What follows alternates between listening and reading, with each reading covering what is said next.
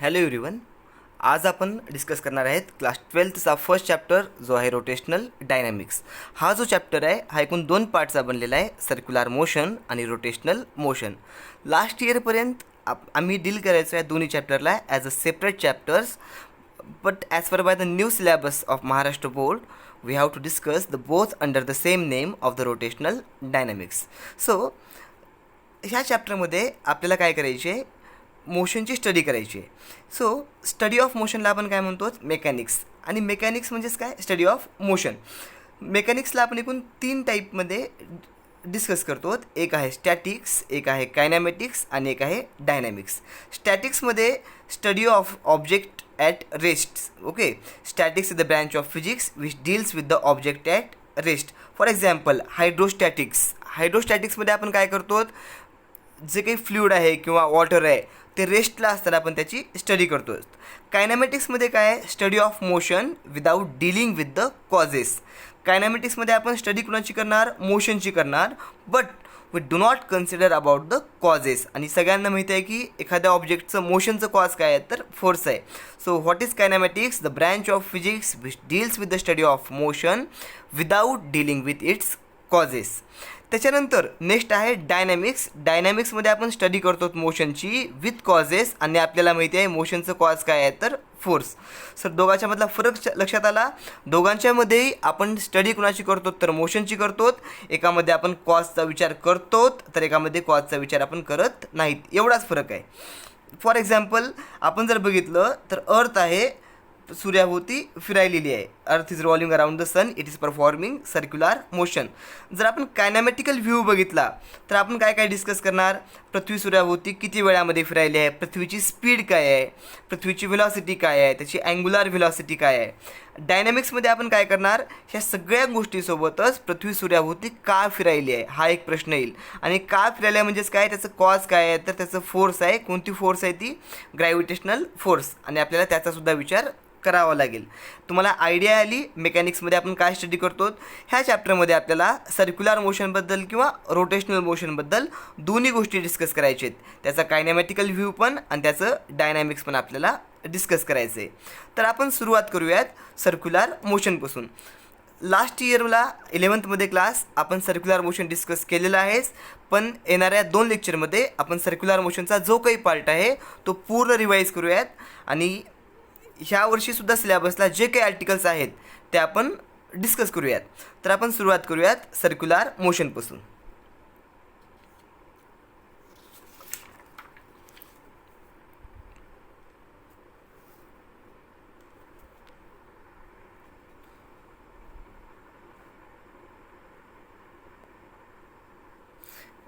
Circular motion. Circular motion म्हणजे काय, असं मोशन जर आपण त्या ऑब्जेक्टचा पाथ जर ड्रॉ केला तर आपल्याला कसा मिळायला पाहिजे, तो along the circumference of circle मिळायला पाहिजे. त्याला आपण काय म्हणतो, circular motion. The motion of an object along the circumference of circle about any point outside the object. Example बघा, सपोज करा हा सूर्य आहे आणि इथं आहे अर्थ. आपण जर 1 इयरसाठी म्हणजे कंप्लीट आपण जर अर्थचा पाथ ड्रॉ केला तर तो कसा असणार आहे, एका सर्कलच्या फॉर्ममध्ये मिळणार आहे. आणि आपण काय म्हणतो, पृथ्वी सूर्याभोवती कोणती गोष्ट करायली आहे, सर्क्युलर मोशन परफॉर्म करायली आहे. सेम आपण सांगू शकतो मूनबद्दल. आपण जर मूनची ट्रॅजेक्टरी काढली अर्थच्या भोवती तर आपल्याला काय मिळेल, एक सर्कल मिळेल. किंवा सगळ्यात सिम्पल, आपल्या घरातला जो फॅन वगैरे असतं ना, तुम्ही त्या फॅनवरती वगैरे फिरायला आहे, एखादा मार्कर किंवा एखादा ऑब्जेक्ट पुट केलात तर तुम्हाला एखादा सर्कल मिळणार आहे. सर्क्युलर मोशनची पहिली प्रॉपर्टी काय आली की मोशन असलं पाहिजे along the circumference of circle, आणि अबाउट एनी पॉईंट, तो पॉईंट कसा असला पाहिजे, त्या बॉडीच्या आउटसाईडला. ओके, सर्कलची एक प्रॉपर्टी सगळ्यांना माहिती आहे की सेंटरपासून सर्कम्फरन्सचा कोणताही पॉईंट, कोणताही लोकेशन हे इक्विडिस्टन्स असते, आणि ते डिस्टन्स किती असते, रेडियस. तर सर्क्युलर मोशनचा इम्पॉर्टंट पॉईंट काय, डिस्टन्स ह्या सेंटरमधलं आणि त्या पॉईंटमधलं ऑलवेज काय असणार आहे, सेम असणार आहे. कुठलं डिस्टन्स, ह्या ऑब्जेक्टमध सेंटरमधलं आणि आपल्या त्या ऑब्जेक्टची पोझिशन, ही डिस्टन्स ऑलवेज असणार आहे सेम, आणि ते किती असणार आहे, it is equal to the radius. Second point बघा, हा सुद्धा महत्त्वाचा पॉईंट आहे. CETवरती याच्यावरचा क्वेश्चन एखादा अराईज होऊ शकतो आहे. तो काय सांगतोय, the centre point may be stationary or moving. हा जो सेंटर O आहे ना, तो ओ सेंटर एकतर रेस्टला असू शकेल किंवा मूव्ह होत असेल. याचे बघा मी 2 एक्झाम्पल सांगतो तुम्हाला. ह्या एक्झाम्पलला आपण घेतलं की एक सिम्पल एक्झाम्पल बघा. आपण या एक्झाम्पलमध्ये काय म्हणलं होतं, इथं अर्थ होती आणि अर्थभोवती कोण फिरायला, मून. कोणतं मोशन परफॉर्म करायला, सर्क्युलर मोशन. त्याच वेळेला हा जे सेंटर आहे ना अर्थ, हे सुद्धा कुणाभोवती फिरायले, सूर्याभोवती. याचा अर्थ काय झाला की while performing the circular motion center point it may be stationary or it may be moving. कळतोय पॉईंट सगळ्यांना. तुम्ही दुसरं एक्झाम्पल काय घेऊ शकतात. सपोज करा तुमच्या हातामध्ये एक दोरी आहे, दोरीला दगड बांधला आहे आणि तुम्ही दोरीला कंटिन्युअसली असे गोल गोल गोल गोल तुम्ही फिरवताय. तो दगड कोणता मोशन करेल, सर्क्युलर मोशन. सपोज करा हे करता करता तुम्ही जर स्ट्रेट लाईनमध्ये चालत गेलात तर त्याच वेळेला तुमचा हात जो या केसमध्ये सेंटर पॉईंट आहे तो कोणतं मोशन करेल, लिनियर मोशन. याचा अर्थ काय, centre point may be stationary और मे बी मूव्हिंग. ही झाली आपली कन्सेप्ट ऑफ सर्क्युलर मोशन. आता नेक्स्ट पार्ट बघा मी काय म्हणतोय. Circular motion is an accelerated motion. Circular motion कोणत्या टाईपचं मोशन आहे, ॲक्सिलरेटेड मोशन. याचा अर्थ काय, सर्क्युलर मोशनमध्ये प्रत्येक पॉईंटला व्हेलॉसिटी ही काय व्हायला पाहिजे, चेंज व्हायला पाहिजे. आता याचं कारण काय आहे बघा. व्हेलॉसिटी 2 गोष्टीपासून बनलेली आहे, स्पीड आणि डायरेक्शन. जर तुम्हाला व्हेलॉसिटी चेंज करायची असेल तर 2 पर्याय आहेत, एकतर स्पीड चेंज करा किंवा डायरेक्शन चेंज करा. आता बघा सर्क्युलर मोशनमध्ये आपला पॉईंट होता, सर्क्युलर मोशन परफॉर्म करायला होता. ए पॉईंटला डायरेक्शन आहे अपवर्ड, बी पॉईंटला आहे हॉरिझॉन्टल, सी पॉईंटला आहे डाऊनवर्ड, डीला आहे again horizontal in the opposite direction, एला अगेन चेंज. आपण जर बघितलं प्रत्येक पॉईंटला डायरेक्शन काय व्हायला आहे, चेंज व्हायला आहे. याचा अर्थ प्रत्येक पॉईंटला व्हेलॉसिटीसुद्धा काय व्हायला आहे, चेंज व्हायली आहे. म्हणजेच सर्क्युलर मोशन कोणतं मोशन आहे, accelerated motion. Because direction changes continuously, that's why velocity changes and it is an accelerated motion. Second point काय बघा, circular motion is a periodic motion. याचं कारण काय, आता सर्क्युलर मोशनमध्ये कोणता पाथ फॉलो केला आहे, A B C D. Second रिव्होल्युशनला पुन्हा तोच पाथ फॉलो करेल, थर्डला पुन्हा तोच पार्ट. आणि आपण काय म्हणू शकतो, circular motion is a periodic motion because during the motion the particle repeats its path along the same trajectory. आपल्या पार्टिकलची ट्रॅजेक्टरी कशी असते, सेम असते. आता आपल्याला बघायचं आहे कायनेमॅटिक्स ऑफ सर्क्युलर मोशन. कायनेमॅटिक्स म्हणजे आत्ताच आपण डिस्कस केलं होतं, branch of physics which deals with the study of motion without dealing with causes. म्हणजे आता आपल्याला सर्क्युलर मोशनचं कॉज डिस्कस करायचं नाही, पण त्याचे काय काय पॅरामीटर्स आहेत, काय काय डिफिनेशन्स आहेत, काय काय क्वांटिटीज आहेत, त्या एकमेकावरती कशा डिपेंड आहेत, ह्या सगळ्यांची स्टडी आपल्याला करायची आहे कायनेमॅटिक्स ऑफ सर्क्युलर मोशनमध्ये. क्लास 11th आपण डिस्कस केलं होतं कायनेमॅटिक्स ऑफ लिनियर मोशन. मी एकदा रिकॉल करतो आहे काही वेळामध्ये. कायनेमॅटिक्स ऑफ लिनियर मोशनमध्ये आपण काय बघितलं होतं, या ठिकाणी एखादा ऑब्जेक्ट आहे आणि तो लिनियर मोशन करायला आहे या डायरेक्शनमध्ये. त्याची positions A B C D E F G H ह्या त्याच्या डिफरंट पोझिशन्स आहेत. ह्या ओला आपण घेतलं होतं, ह्या एला आपण घेतलं होतं रेफरन्स पॉईंट. पहिली क्वांटिटी आपण डिस्कस केली होती त्याची पोझिशन. त्याची पोझिशन कशी घेतली होती आपण, तो पार्टिकल एला असेल किंवा बीला असेल किंवा सीला अँड सो ऑन. ह्या सगळ्या पार्टिकल्सच्या काय होत्या, पोझिशन. त्याच्यानंतर आपण डिस्कस केलं होतं डिस्प्लेसमेंट. यस वरती ॲरो काढला आहे, याचं कारण काय, ही वेक्टर क्वांटिटी होती. आणि डिस्प्लेसमेंटला आपण डील कसं केलं होतं, it is nothing but the change in position. Change in position, जसा जसा जसा टाईम पास होईल तसाच पार्टिकलची पोझिशन काय होत जाईल, चेंज होत जाईल. आणि त्याची जी काही चेंज इन पोझिशन आहे किंवा final position minus initial position आहे, final position minus initial position, ह्याला आपण नाव दिलं होतं डिस्प्लेसमेंट. डिस्प्लेसमेंट नंतर आपण डिस्कस केलं होतं व्हेलॉसिटी. व्हेलॉसिटी म्हणजे काय होतं, change, rate of change of displacement with respect to time. आणि याला आपण नाव काय दिलं होतं, velocity. V is equal to काय होतं, S upon T, where S is the displacement and T is the time. किंवा याला आपण delta S by delta T पण घेतलं होतं. आणि इथं जी काही होती ती कोणती व्हेलॉसिटी होती, ॲव्हरेज व्हेलॉसिटी आपण त्याला नाव दिलं होतं. व्हेलॉसिटी आपल्याला काय सांगते, तर एखादा ऑब्जेक्ट किती फास्ट चालला आहे किंवा किती स्लो चालला आहे हे सांगायचं काम आपल्याला कोण करते, व्हेलॉसिटी.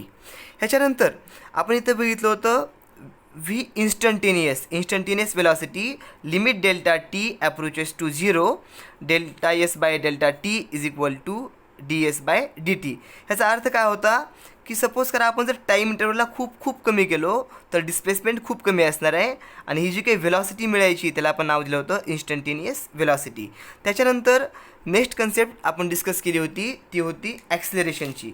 ॲक्सिलरेशन म्हणजे काय आहे, तर ॲक्सिलरेशन म्हणजे होतं rate of change of velocity with respect to time. Acceleration म्हणजे होतं rate of change of velocity with respect to time. A is equal to D V by D T हे होतं ॲव्हरेज ॲक्सिलरेशन आणि हे होतं instantaneous acceleration is equal to D V by D T. किंवा सगळ्यात simple formula A is equal to V minus U upon T. इथं V आपण घेतलं होतं फायनल वेलॉसिटी आणि यू होती initial velocity and T was the time. Next पार्टमध्ये आपण डिस्कस केलं होतं की ह्या ज्या 4 क्वांटिटी आपण बघितलेल्या आहेत डिस्टन्स, डिस्प्लेसमेंट, ॲक्सिलरेशन, टाईम, ह्यांच्यामध्ये काही रिलेशनशिप आहे का. त्याच्यानंतर आपण डिस्कस केलं होतं कायनॅमेटिकल इक्वेशन्स ऑफ लिनियर मोशन. ह्याच्यामध्ये हे कायनॅमेटिकल इक्वेशन्स म्हणजे काय होते की सपोज करा एखादा ऑब्जेक्ट आहे इथं, त्याची इनिशियल स्पीड होती यू, तो इथून ॲक्सिलरेट केला होता कितीच्या रेटनं ए, आणि हे ॲक्सिलरेशन कसं आहे, कॉन्स्टंट ॲक्सिलरेशन. हे इक्वेशन्स आपण कधी यूज करू शकतो, ज्यावेळेस ॲक्सिलरेशन काय असणार आहे, कॉन्स्टंट असणार आहे. आणि याला आपण ॲक्सिलरेट केलं होतं ए रेटनं किती टाईमसाठी, टी टाईमसाठी, आणि आफ्टर टाईम टी त्याची वेलॉसिटी किती बनली होती, व्ही. आणि एवढं सगळं होण्यामध्ये ड्युरिंग दिस टाईम इंटरवल त्यानं डिस्टन्स कवर केला होता एस म्हणजे होते displacement, you initial velocity, V final velocity, A acceleration and T is the time. तर हे ज्या इक्वेशन्सला आपण सुवात इक्वेशन्स पण म्हणतो, S U V A T. आणि हे इक्वेशन्स काय करतात, ह्या 5 क्वांटिटीचं एकमेकामध्ये रिलेशनशिप काय आहे हे सांगायचं काम करतात equations of motion. First equation होतं v is equal to u plus a t. Second equation होतं s equal to u t plus half a t square. And third equation होतं v square minus u square is equal to 2as. याचा उपयोग करून जर कोणत्याही 3 quantity आपल्याला माहिती असतील तर उरलेल्या 2 क्वांटिटी आपण काढू शकत होतो. ह्याच्यावरची आपण लास्ट इयरला खूप सारे न्यूमरिकल्स पण डिस्कस केले होते. सेम पार्ट आता आपल्याला बघायचं आहे in the case of circular motion. त्यामुळे ह्या सगळ्या गोष्टी येणं तुम्हाला, हे जेवढ्या गोष्टी कळाल्यात तुम्हाला लवकर तेवढं तुम्हाला सर्क्युलर मोशन कळायला इझी होईल. आपण परत कायनॅमेटिक्स बघत असताना काही केसमध्ये ॲक्सिलरेशन कॉन्स्टंट नसायचं किंवा आपल्याला इन्स्टंटेनियस वेलॉसिटी किंवा इन्स्टंटेनियस ॲक्सिलरेशन विचारलं जायचं, त्यावेळेस आपण यूज करायचो कॅल्क्युलसचा न्यूमरिकल सॉल्व करायसाठी. आणि कॅल्क्युलसचा यूज आपण कसा करायचो, आपल्याकडे फर्स्ट फॉर्म्युला होता V is equal to D S by D T. म्हणजे एखाद्या एक्झाम्पलमध्ये जर यसची व्हॅल्यू दिली असेल आणि वेलॉसिटीचं इक्वेशन विचारलं असेल तर आपण सिम्पली त्या इक्वेशनला काय करायचं, differentiate. Similarly d s is equal to आपण सांगू शकतो व्ही इंटू डी टी, और s is equal to integration of D s is equal to integration of v d T. किंवा a is equal to D V by D t. जर इथं मी व्हीची value put up केलं तर equation कसं येईल, D by D T of D S by D T, आणि आपलं equation म्हणलं D two S by D T square. किंवा जर डी व्ही पाहिजे असेल तर D V is equal to A D T, और पूर्ण वेलॉसिटी पाहिजे असेल तर is equal to integration of D V is equal to integration of A D T. ह्याचा यूज करून आपण न्यूमरिकल सॉल्व केलं होतं. सेम टाईपचे एक्झाम्पल्स न्यूमरिकल्स तुम्हाला मिळू शकतात कुणासाठी, सर्क्युलर मोशनसाठी सुद्धा. आपण एखादं एक्झाम्पल रिवाईज करूयात तुम्हाला आणखी एकदा. हां, तर मी काय म्हणत होतो, आपण याच्यावरचे एक एक्झाम्पल बघा, तुमच्या लक्षामध्ये येतील गोष्टी. या एक्झाम्पलमध्ये काय दिले तुम्हाला, डिस्प्लेसमेंट दिले, त्याचं इक्वेशन काय आहे 2t cube plus T square plus T. तुम्हाला काय म्हणलं आहे, find the equations of velocity and acceleration. तर आपल्याला यस दिलं आहे आणि काय काढायचं आहे, व्ही काढायचं आहे. आत्ता आपण बघितलं होता formula V is equal to D S by D T. म्हणजे तुम्हाला डिफरन्शिएट करावं लागेल कुणाला, डिस्प्लेसमेंटला. इक्वेशन काय येईल, D by D T of 2t cube plus T square plus T. आता या ठिकाणी आपल्याला फॉर्म्युला माहिती आहे डिफरन्शिएशनचा, काय, डी एक्सचा power N by D X is equal to N X to the power N minus 1. इथं एन घ्यायचा अगोदर मल्टिप्लिकेशनमध्ये आणि एक्सचा पॉवर 1नं कमी करायचा. आता इथं फर्स्ट स्टेप काय येईल बघा, इथं टीचा पॉवर किती आहे, 3 आहे, तर 3 × 2 किती आलं 6, आणि टीचा पॉवर 1 न कमी केला तर आपलं आन्सर काय आलं 6t². इथं प्लस साईन आहे, त्यामुळे नेक्स्ट स्टेपला असंच आपलं आन्सर काय येईल 2t, आणि पॉवर काय आला 2 - 1 म्हणजेच 1. इथं टीचा पॉवर काहीच नाही म्हणजे काय आहे 1, तर इथं काय आलं 1 × टीचा पॉवर 1 - 1 = 0, आणि आपलं इक्वेशन काय बनलं 6t² + 2t + 1.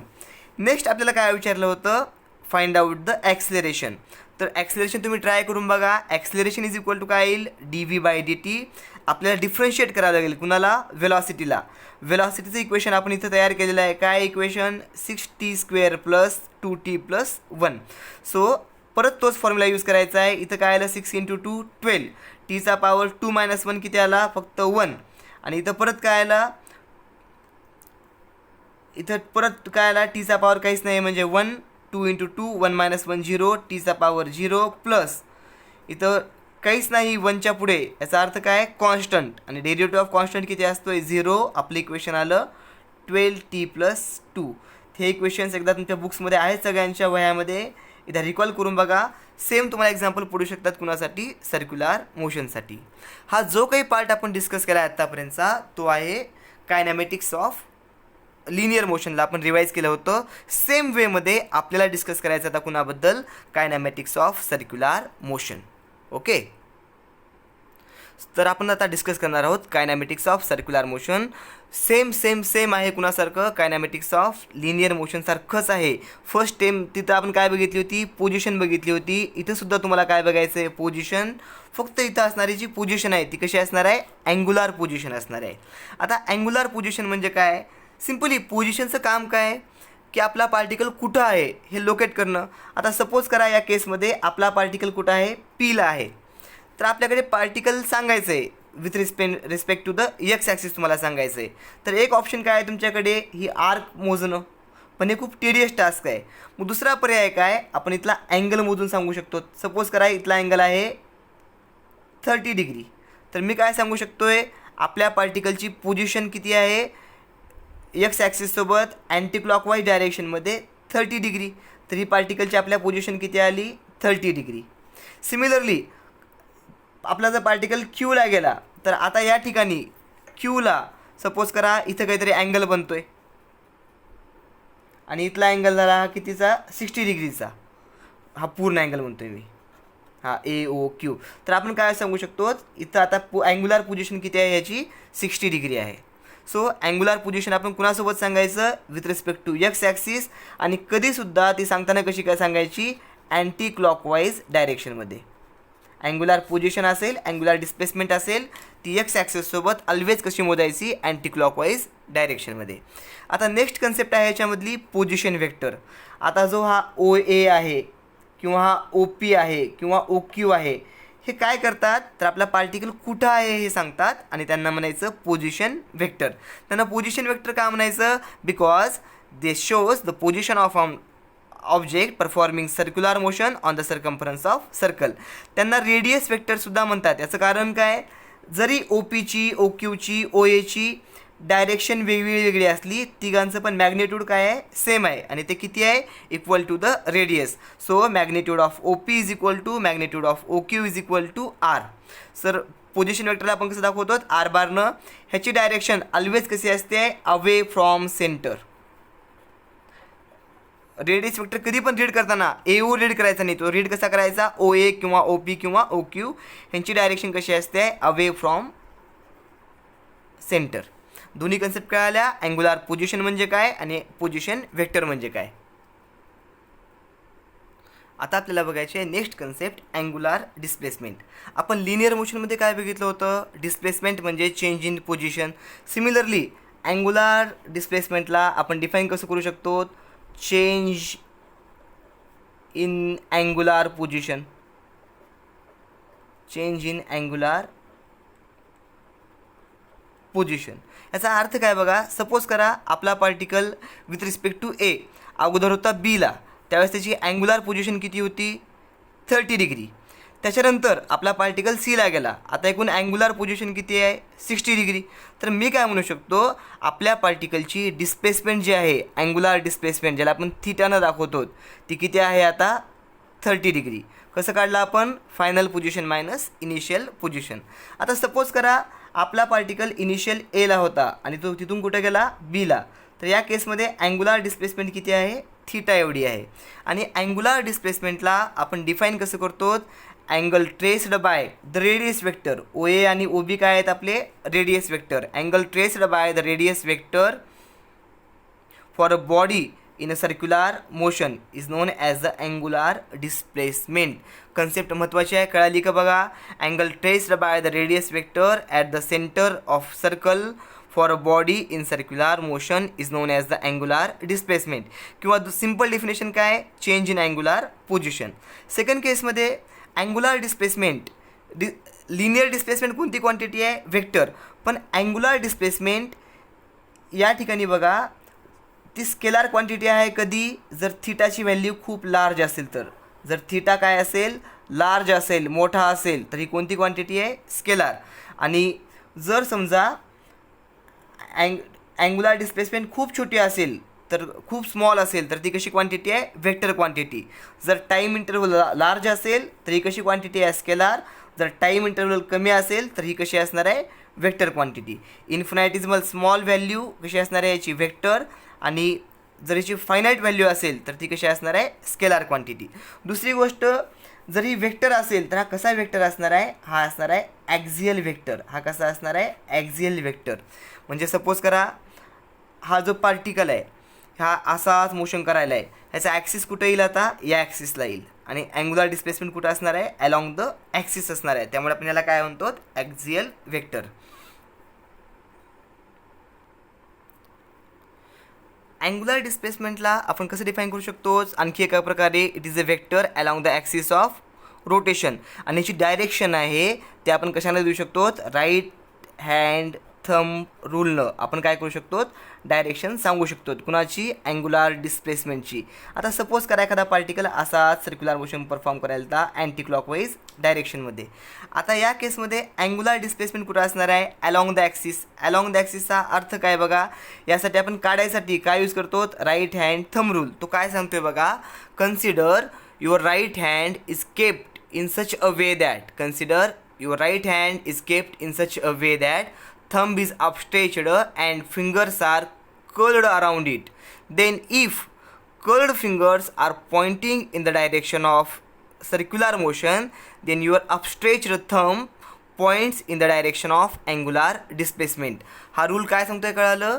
जर समजा आपला उजवा हात आपण असा केला आहे की अंगठा असा स्ट्रेच केलेला आहे आणि फिंगर्स त्याच्याभोवती आपण कर्ल केलेले आहेत. जर हे कर्ल फिंगर्स कुणाची डायरेक्शन दाखवत असतील, जर एक कर्ल फिंगर्स डायरेक्शन दाखवत असतील कुणाची सर्क्युलर मोशनची, तर आपला हा थंब काय करतोय डायरेक्शन ऑफ अँग्युलर डिस्प्लेसमेंट दाखवतोय. आपण याला एक्सप्लेन कसं करू शकतो बघा.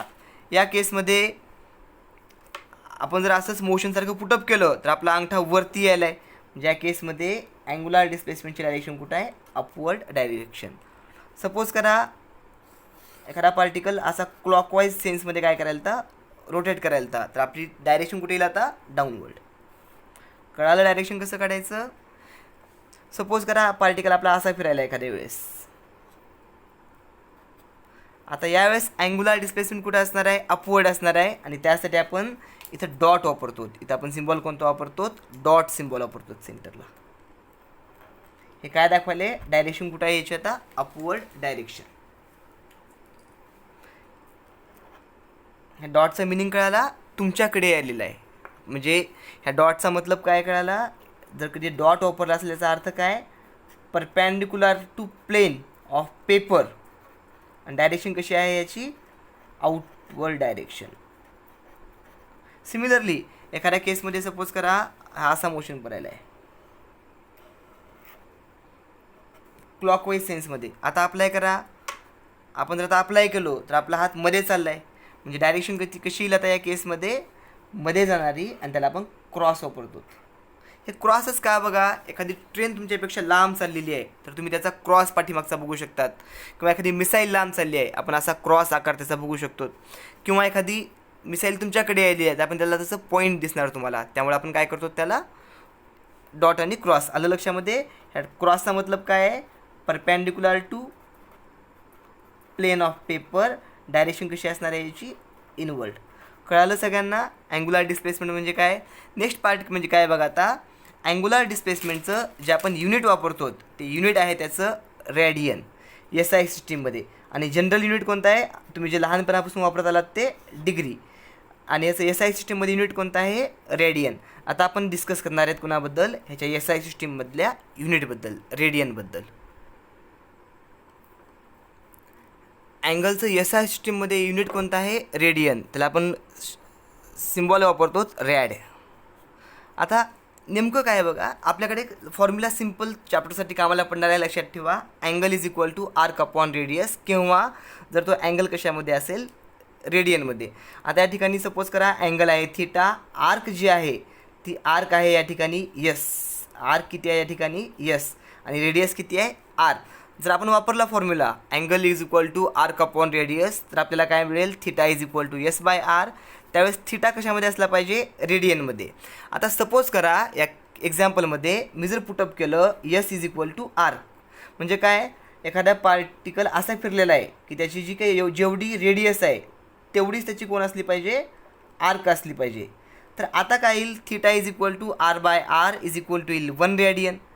डोळ्यासमोर आलं तुमच्या 1 रेडियन म्हणजे किती angle, it is angle subtended at the centre of circle when arc length is equal to radius. ज्यावेळेस आर्क लेंथ आणि रेडियस दोन्ही सेम असतील, जो काही अँगल बनतोय तो किती असणार आहे 1 रेडियन इतका. हे कळालं 1 रेडियन म्हणजे काय. दुसरी गोष्ट, हे सर्कलच्या साईजवरती इंडिपेंडंट आहे. याचं कारण काय बघा, सपोज करा एक सर्कल घेतलात, याला दुसरा सर्कल घेतलात, फर्स्टच्या करस्पॉन्डिंग जर 1 रेडियन असेल तर सेकंडसाठी पण अँगल किती असणार आहे 1 रेडियन. याचं कारण काय, जर समजा इथली रेडियस कमी आहे, आर्क पण छोटी आहे, इथला रेडियस जास्त आहे, आर्कसुद्धा काय आहे जास्त आहे, अँगल तुमचा पुन्हा किती येईल 1 रेडियन इतकाच येईल. नेक्स्ट इम्पॉर्टंट आर्टिकल आहे रिलेशनशिप बिटवीन डिग्री आणि रेडियन. हे रिलेशनशिप काढताना आपण काय करूयात, एक कंप्लीट रिव्होल्युशनची केस सपोज करूयात. एका कंप्लीट रिव्होल्युशनमध्ये यस किती असणार आहे is equal to circumference is equal to 2 pi R. So theta is equal to काय येईल 2 pi R by R, R R gets cancel, theta becomes 2 pi radian. पण आपल्याला माहिती आहे एका कंप्लीट रिव्होल्युशनमध्ये डिग्रीमध्ये अँगल किती बनतोय 360 डिग्री. सो दॅट आपण कन्क्लूड करू शकतो 2 pi radian is equal to 360 degree. Relationship कळाली, 2 pi radian is equal to 360. जर 2 pi radian is equal to 360 degree असेल तर pi radian is equal to 180 degree, और 1 radian is equal to 180 by pi degree.